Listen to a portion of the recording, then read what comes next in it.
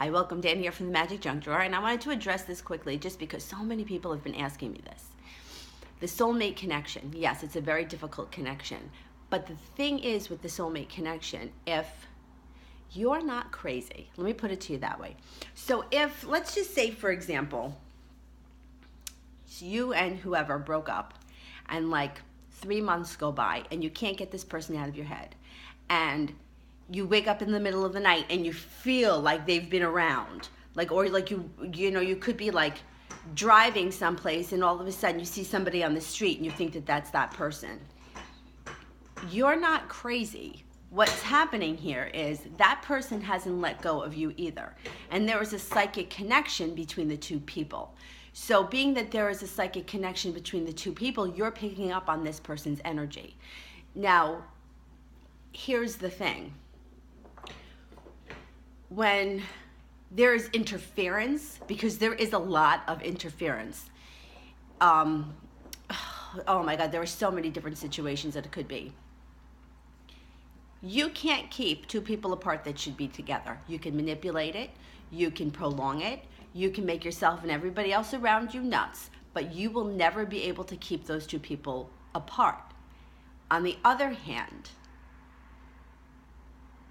you can't keep them apart, and you can't force what's not meant to be.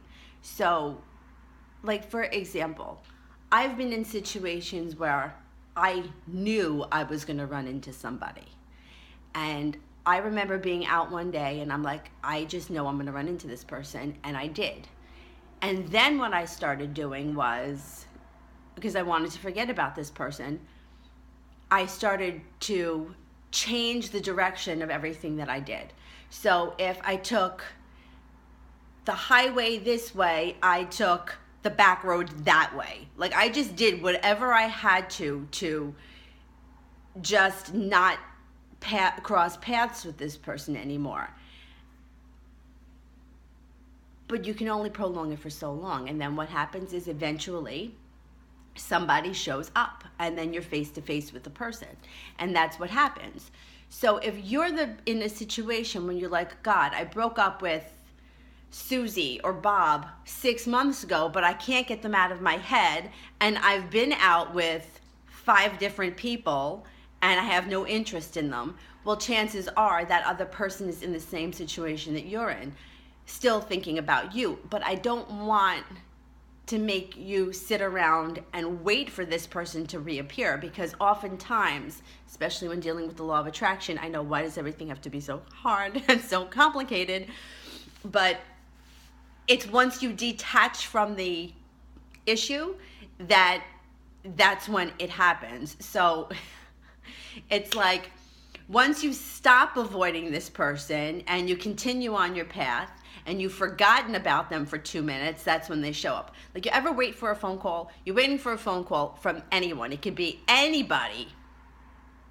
And you have the phone in your hand, and as long as you have the phone in your hand, that bitch doesn't ring. You could put the phone down and go into the bathroom, and for the 2 seconds you're in the bathroom, you miss the call. It happens all the time. The moment you detach from it is when it comes back. And this is the hardest part to try to explain. It's the hardest part to teach people too, because it's so hard. Somebody's constantly in your mind because they're constantly thinking about you, and you are, you're trying not to think about them, but they're, in your dreams, or you think you saw the person or whatever, So it's not, don't think that you're crazy, because I've had so many people tell me, well, I just can't seem to forget it. I just can't seem to detach from it. Why haven't I forgotten about it yet? Probably because that person hasn't forgotten about you either. Now, here's the other thing. People get stubborn. I don't want to text her. I don't want to text him. How long do I have to wait for him to contact me? Here are your choices. You have to do what you feel is going to make you feel better. I'm not here to tell you what to do to make them feel better. I want you to feel better. So if you contacting them is going to help you, then you do it. If you sitting around and waiting to hear from them is going to make you feel better because you feel like it's a pride thing, they owe you, then that's what you do. You do whatever it is that's going to make you feel better. End of story.